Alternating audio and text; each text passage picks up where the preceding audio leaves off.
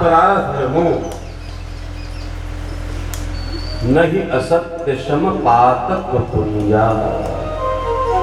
असत्य जैसे ही बोला वैसे ही पाप प्रवेश कर लेता है, इसलिए प्रयास करके असत्य नहीं बोलना। धर्मा प्रोंझित कैतवोत्र परमो निर्मत्सराणां सताम् वेद्यं वास्तवमत्र वस्तु शिवदम् तापत्रयो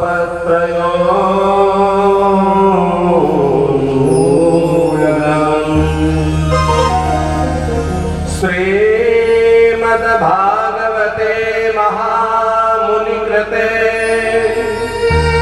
किं वै परेरीश्वरः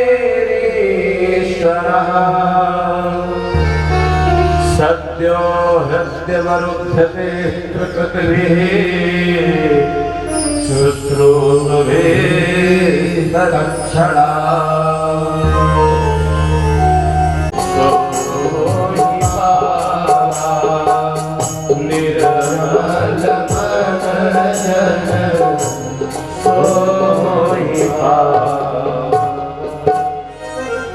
तो ईश्वर कहते असत्यात् पराधर्मो। हमें अगर धर्म सीखना है तो सत्य बोलने की चेष्टा करना चाहिए, लेकिन हमारे स्वभाव में मिथ्या आ गया है। हम बैठे कहीं पर है, किसी का टेलीफोन आ जाए तो हम कुछ का कुछ बता दें। आदतन झूठ बोलने लगे। कहते हैं आजकल तो वास्तव में हम लोग स्वयं देखते हैं कि सत्यनारायण भगवान की कथा सुनने जा रहे हैं, पूरी तैयारी है,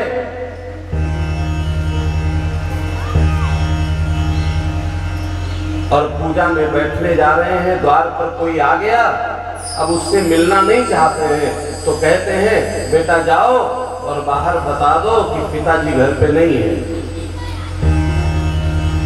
कथा किसकी सुनने जा रहे हैं? सत्यनारायण भगवान। और असत्य सबसे बड़ी बात क्या करता है? असत्य आपको बीमार बनाता है, क्योंकि जब असत्य बोलोगे ना तो आपको तनाव रहेगा कि इसको कहीं सत्य पता न चल जाए।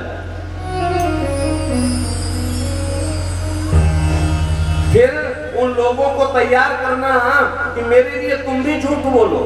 मान लीजिए 10 लोग कहीं जा रहे हैं, उसमें से एक व्यक्ति ने असत्य भाषण कर दिया अपने किसी मित्र को कि हम तो हरिद्वार में हैं।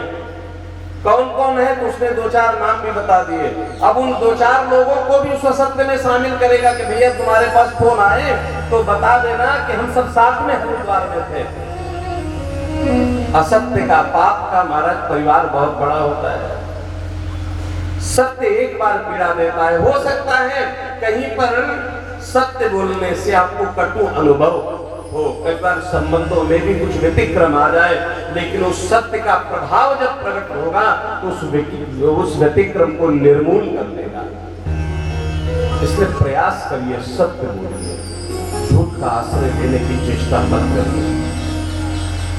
असत्यात् पराधर्मो सबसे बड़ा अधर्म है।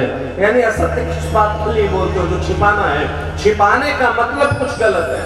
हाँ, कुछ जगह असत्य बोलने के लिए धर्म भी स्वतंत्र करता है। कहां पर? बोले किसी का वध होने जा रहा, किसी की हत्या करने कोई जा रहा हो और आपके झूठ बोलने से किसी की जीवन रक्षा हो जाए तो असत्य की श्रेणी में नहीं, अपितु वो धर्म की श्रेणी में आ जाता है। किसी की कन्या का विवाह हो रहा है और 2-4 गुना अधिक बता करके उसका वैवाहिक जीवन सुखमय होता है तो महाराज 2-4 बातें बोल दीजिए। गौ ब्राह्मण हिंसायाम, कहीं कोई गोवध के लिए किसी गाय को मारने के लिए चला जा रहा है और आपके असत्य बोलने से वो गौ का महाराज वध रुक जाता है तो आप असत्य बोल सकते हो। आपका सर्वस्व कोई छीन ले रहा है।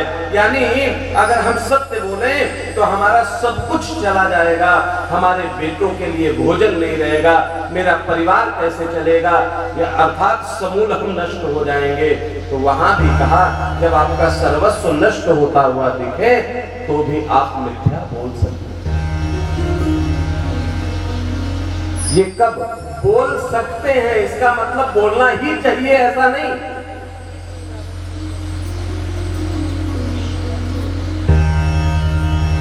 जब आपको लगे कि नहीं इसके बिना चलेगा ही नहीं तो कहा बोल सकते हैं, बोलना ही है ऐसा नहीं। अगर आप उस चीज को धारण कर ले कि हमें असत्य बोलना ही नहीं है तो कहा धर्म न दूसर सत्य समाना, और सत्य कहा पर ब्रह्म परमात्मा को, तो फिर जो परमात्मा है वही आप। अब क्या है, सत्य सिर्फ परमात्मा है, बाकी सब असत्य है। असत्य कौन है? जो मिटने वाला है। सत्य क्या है? जो कभी नहीं मिटता। आदि मध्यांत जो सत्य है, जो पहले था, जो आज है, जो आगे रहेगा।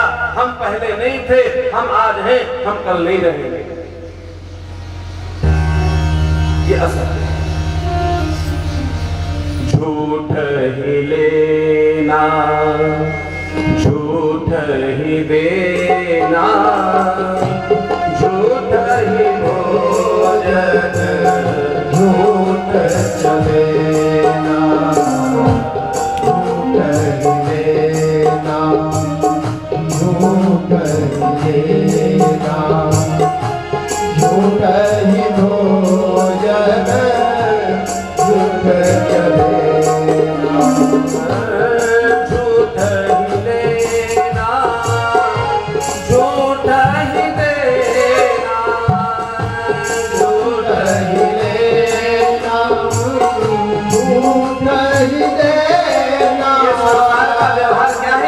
व्यवहार है, लेकिन अगर इसको अनित्य को लीला समझ करके करोगे, लीला का तात्पर्य क्या है?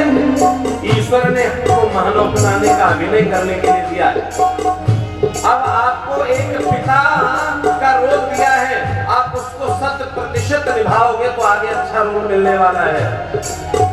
अगर एक पिता का दायित्व आप अच्छे से निर्वहन नहीं करते, एक पुत्र का दायित्व सही से निर्वहन नहीं करते, तो ईश्वर कहता है फिर उतना अच्छा रोल आपको हम नहीं देंगे।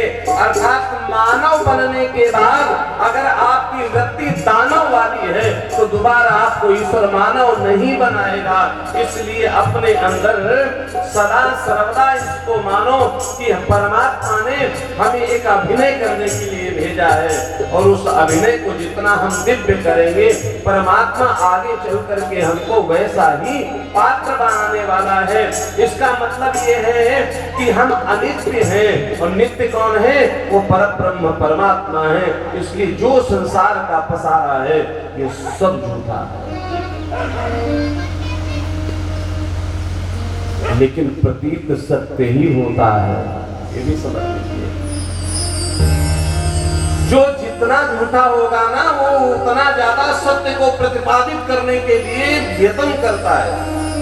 सत्य को एक लाइन में आदमी बोल देता है, झूठ को प्रमाणित करने के लिए वो 10 लोगों को उसमें शामिल करता है, तुम भी गवाही दे देना।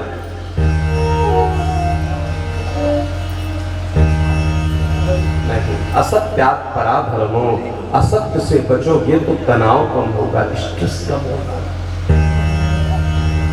तनाव कम होगा तो बीपी नहीं बढ़ेगा, बीपी नहीं बढ़ेगा तो फिर बाकी बीमारियां भी कंट्रोल में रहेंगी।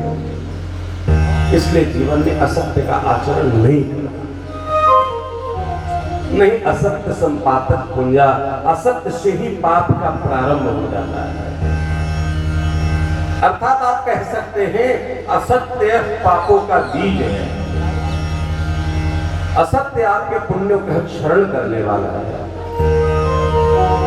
लेकिन ये कौन बताता? ऐसे हम लोग बैठते हैं, हजारों बार आप सबके साथ बैठे, लेकिन ये चर्चा कहाँ होती है? क्योंकि ग्रह कारज नाना जंजाला, ये चर्चा कथा में होती है, सत्संग में होती है। इसलिए भागवत सुनना, इसलिए सत्संग को करना कि कभी तो वो चेतना आ जाए, कभी तो जागृति आ जाए, कभी तो हमारे मन के विकारों को शमन करने के लिए कोई वैराग्य का, कोई ज्ञान का, कोई परमात्मा की प्रेरणा का हथौड़ा पड़े तो हमारे मन से प्रस्फुटित होने वाले जो अवगुण रूपी अंकुर है वो पृथ्वी में समाहित हो जाए, अर्थात हमारे जीवन के जो नकारात्मक गुण है वो शमन हो जाए, सकारात्मक गुण से संपन्न हो करके हम ईश्वर की तरफ अपनी वृत्ति को लेकर के जा सके। वो कौन लेकर के जाने का काम करेगा? बोले वो श्रीमद् भागवत जी करती है। श्रीमद् भागवत जी ही क्यों करती है? बोले वेद का जो तत्व मूल है ना वो श्रीमद् भागवत जी महाराज है। जिस प्रकार से कोई फल होता है ना तो फल का रस निकाल लो तो उसमें कोई स्वाद बचता नहीं है, वैसे ही ये भागवत जी जो है ना वो दिव्य रस है। किसका? वेद रूपी वृक्ष के फल।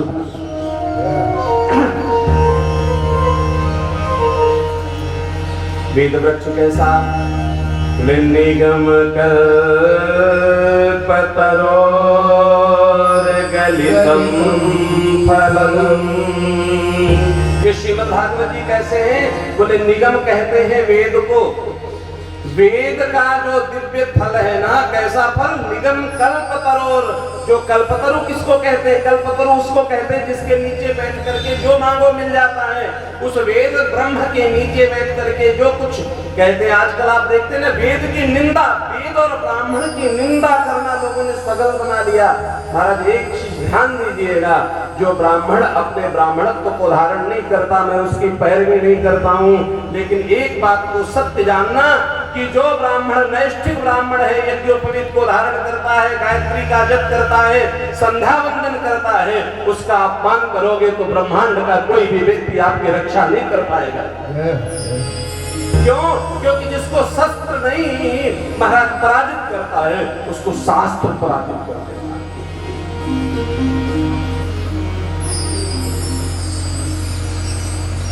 तो वो वेद के संरक्षण के लिए वेद की बातों को कौन बताता है? बोले जो त्याग करता है। निगम कल्पतरो गलितम फलम सुखमुखादमृत द्रव संयुतम। इतना दिव्य फल है, बोले बड़ा मीठा फल है। कैसा? सुखमुखादमृत द्रव संयुतम। पिबत भागवतं रसमालयं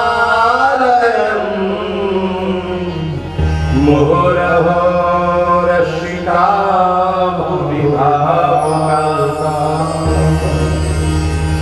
अब बोले ये वेद रूपी वृक्ष का गला हुआ फल है और बड़ा मीठा है।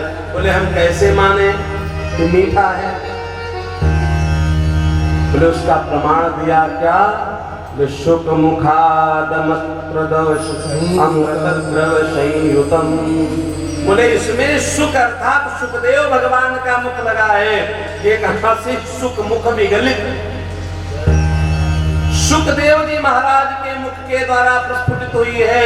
और तोते के बारे में हम जानते हैं क्या? बोले तोता उसी फल में मुख लगाता है जो मीठा होता है। अथवा तो ये मान लीजिए जिस फल में तोता मुख लगा देगा वो मीठा हो जाएगा। दोनों ही परिस्थिति में वो फल मीठा ही होना है। अच्छा फिर बोले पीबत भागवतं रसमालयं।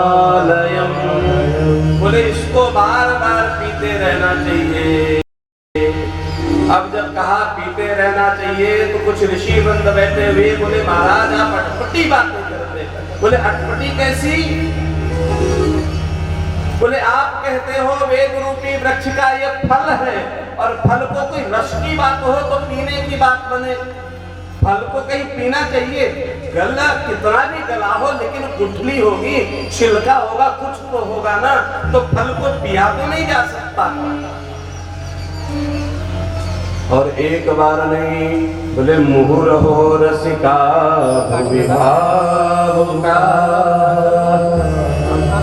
मुहुरहो मुहुर्मुहुः बार बार पीते रहो।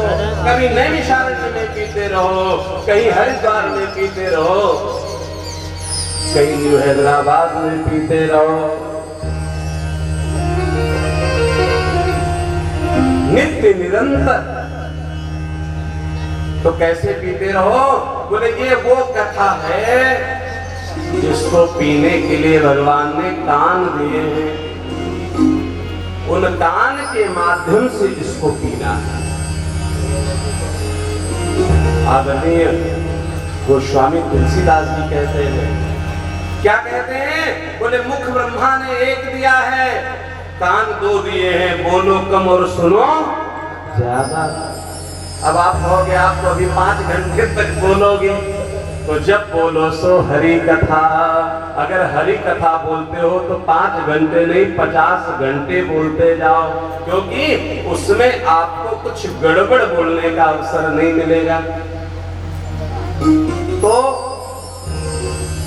जो भावुक लोग हैं, जिनको भाव अंदर से उत्पन्न हुआ है, वो इस परमात्मा की कथा को अपने हृदय में समाहित करते हैं। पिबत भागवतम रसमालयम, रस का जो हो आ रहे समुद्र ही क्यों नहीं, जो समुद्र का ही स्वरूप है। क्योंकि जिसने भगवान की कथा को अपने कानों से नहीं सुना, उसके लिए गोस्वामी जी ने कहा है, जिन हरि कथा